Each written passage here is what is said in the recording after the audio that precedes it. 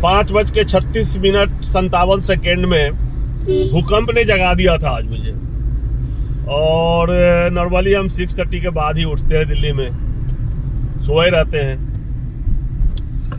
आज उठा दिया नेचर ने, और इतने जोर से तेज आवाज के साथ 5 से 7 सेकंड तक ये काहे घबरा के उठे, देखते हैं तो पंखा भी नहीं हिल रहा है। फिर जब हम एक्स पर चेक किए तो एक लिख रहा था अर्थक्वेक। फिर तो थोड़ी देर बाद रिपोर्ट ही आ गई कि अर्थक्वेक था। वीडियो भी आने लगे कहीं कहीं के।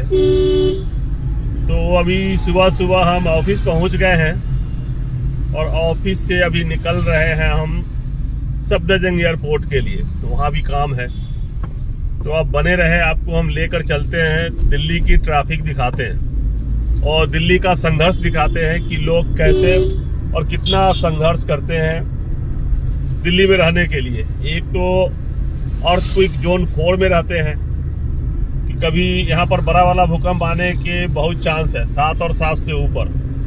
तो दिल्ली में अगर 6 का भी भूकंप आ गया और सेंटर दिल्ली में रहा तो फिर आपको ये वीडियो नहीं मिलेगा। फिर आप मुझे ढूंढते फिरेंगे कि कहाँ गया।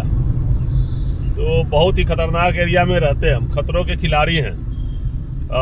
मौत के ऊपर गाड़ी चलाते हैं देखा जाए तो अभी दिल्ली का ये हाल है। और ट्रैफिक भी बहुत होता है, तो ये ट्रैफिक भी बहुत होता है। तो ये देखिए ट्रैफिक के अभी तो रेड लाइट पे है, तो ये हाल है। अभी पालम फ्लाईओवर पे। और आज कुछ वेदर सा भी अजीब लग रहा है, जैसे मरा हुआ वेदर होता है ना, डेड, उस तरह से लग रहा है।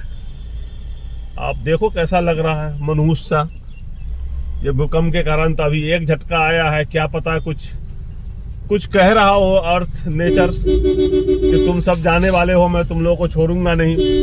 क्योंकि दिल्ली से पूरे भारत में शासन होता है, और यहाँ पापी लोग भी बहुत रहते हैं। अब पापी इन द सेंस कि जो सबका ख्याल नहीं रखता है, जो लूटता है, सिर्फ अपना ख्याल रखता है, झूठ बोलता है, जनता को धोखा देता है, तो ऐसे पापी भी है। तो आपको देखते रहिए, बने रहिए, मजा आएगा। और एक बात बताइए कि गंगा सबसे पवित्र है, गंगा का पानी सबसे पवित्र है, स्वर्ग से निकली है। मतलब गोमुख जो तपोवन ग्लेशियर है, जहां पर शिवलिंग पर्वत है, वहां से निकली है, यानी स्वर्ग में जहां शिव जी रहते हैं। और बहुत ही पावन पानी है। कहा गया है वेदों में कि उसमें नहाने से ना पाप धुल जाता है।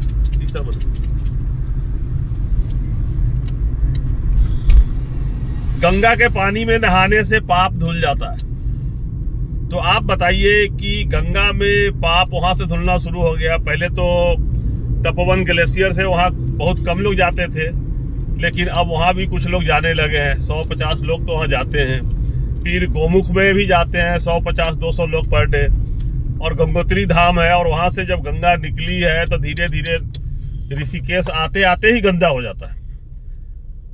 शहरों का पानी, पहाड़ों में जितने भी शहर बसे हुए हैं, उस सब का, होटलों का पानी, नाला, टॉयलेट, मल मूल सब उसी में जा रहा है।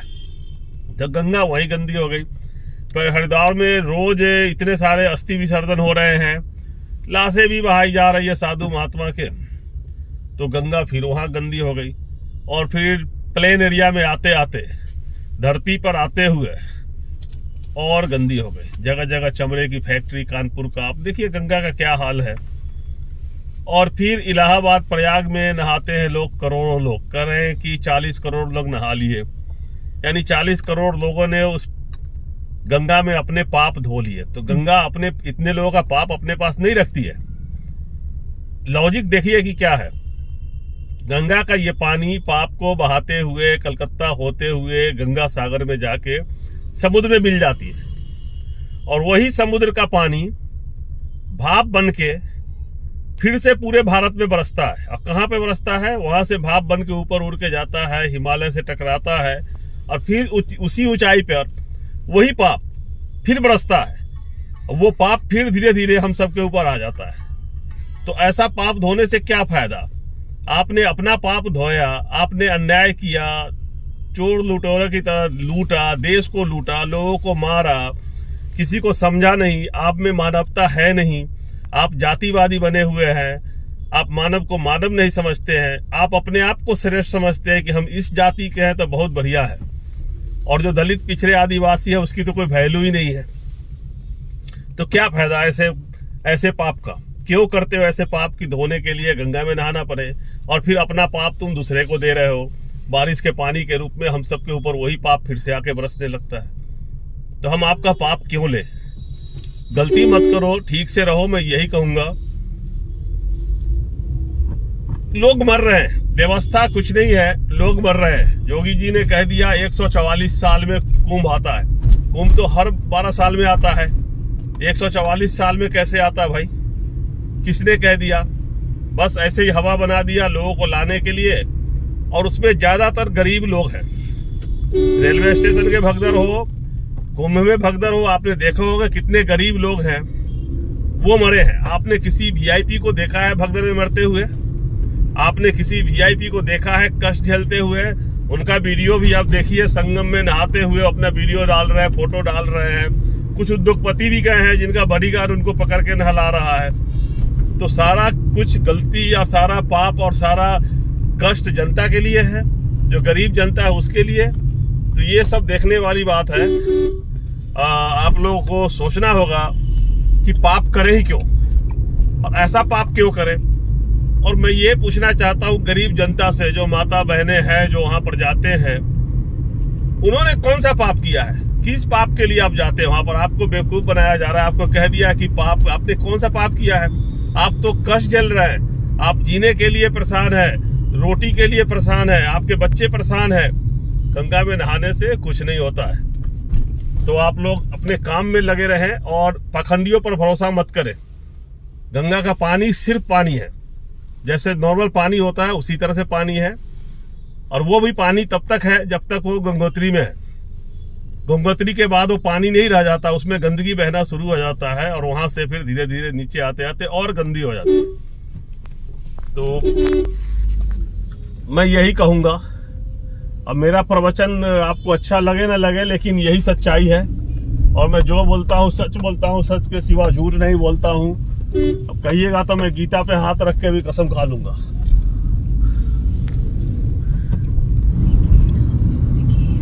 एटमॉस्फेयर बड़ा डेड है यार, बहुत ही डेड है। तो आज का संदेश है, बाबा अमरनाथ का संदेश है कि मानव से प्रेम करो, सारे एक ही होते हैं, भेदभाव मत करो और मेहनत करो। लूट के मत खाओ, किसी एक को लूट के मत खाओ, झूठ बोल के मत ठगो। और नेताओं को कहना चाहता हूं कि अपने बेटा बेटी को पेट पालने के लिए, अपने दोस्तों का पेट पालने के लिए इस देश को बर्बाद मत करो, जनता को मत बर्बाद करो। देश बहुत पीछे जा रहा है, मैं यही कहूंगा। पाप करते हो, फिर गंगा नहाते हो, और फिर राम तेरी गंगा मैली हो गई वाली बात हो जाती है। तो ऐसा मत करो। जिस देश में नदियों को माता नहीं समझा जाता है, वहां की नदियों को जाकर देखो।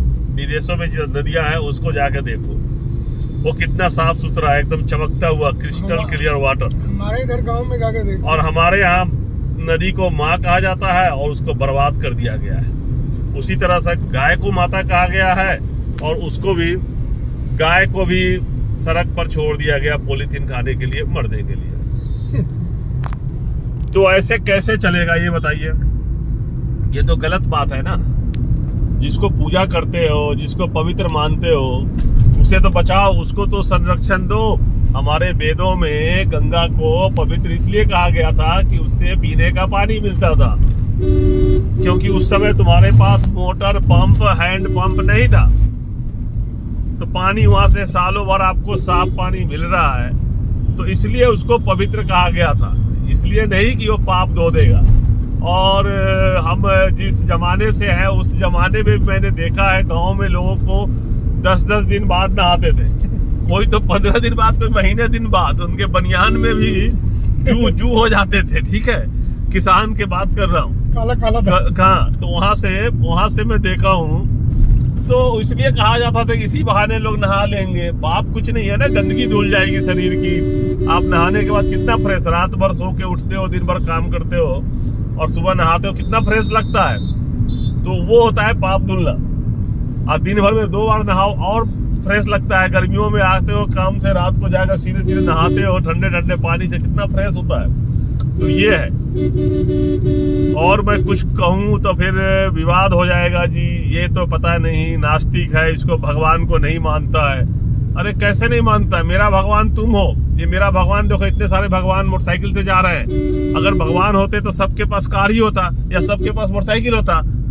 आप समझ रहे हो नहीं समझ रहे? इसमें सबके एक जैसे मोटरसाइकिल नहीं है, तो ये भेदभाव हमने नहीं किया। देख रहे हो ना, अगर भगवान है तो सबको एक जैसा क्यों नहीं किया?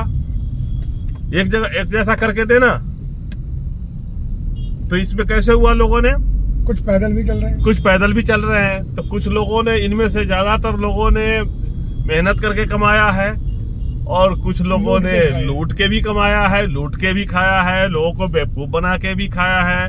पैसे बनाते हैं लूट के और फिर जाके भगवान पे चढ़ावा चढ़ाते हैं कि भगवान मेरे पाप को हर ले, मैंने इतना लूटा, इसमें से इतना चंदा आपको दे दिया। तो उससे कैसे काम चलेगा भाई? भगवान को कमीशन। हाँ, भगवान को भी कमीशन देने लगे। तो ये बाबा अमरनाथ जो है, असली साधु मैं हूँ। वो बागेश्वर बाबा जिसको तुम बोलते हो, वो धीरेन्द्र गर्ग है। धीरेन्द्र गर्ग शास्त्री कैसे हो गया? और उस धीरेन्द्र गर्ग ने कौन सा शास्त्र पढ़ा है? बात करने से तो लगता है कि उसने स्कूल ही नहीं गया, पढ़ा लिखा है नहीं। वो एक नोटबुक ले लेता है, पता नहीं क्या लिखता है। आपका नाम उसका पहले से पता होता है। फेसबुक, आजकल सब लोग सोशल मीडिया पे है, चाहे उसके चेले चपाटे बता देते हैं। आप अपनी परेशानी बता देते हो, फिर आपको कहता है कि हम तो ये बता देंगे जी, हम वो बता देंगे। अब उससे पाखंडी से पूछिए कि कुंभ में भगदड़ हुआ, उसने बताया? नहीं बताया। दिल्ली रेलवे स्टेशन पे भगदड़ हुआ, उसने बताया? नहीं बताया। आज भूकंप आया, बताया? आज दिल्ली में भूकंप आया। अगर बड़ा भूकंप आया होता तो हम सब मर गए होते। उसने बताया? नहीं बताया। तो आप अंधविश्वास में भरोसा मत करो, वो लूटने का बहाना है। और हर दौर में नेता इसको प्रमोट करते हैं। राजा जो है ना, धर्म को प्रमोट करता है। सम्राट अशोक ने भी बौद्ध धर्म को खूब बढ़ाया था, ठीक है। और मुगलों ने भी इस्लाम को बढ़ाने के लिए अपना काम किया था। तो उस चक्कर में ना असली मुद्दा गायब हो जाता है। बाबा अमरनाथ की यह शिक्षा अगर आपको अच्छी लगी हो तो चैनल सब्सक्राइब करें, बेल आइकन प्रेस करके रखें, जिससे आने वाले वीडियो का अपडेट मिलता रहे। मिलते हैं एक नए वीडियो में, तब तक के लिए जय हिंद, जय भारत।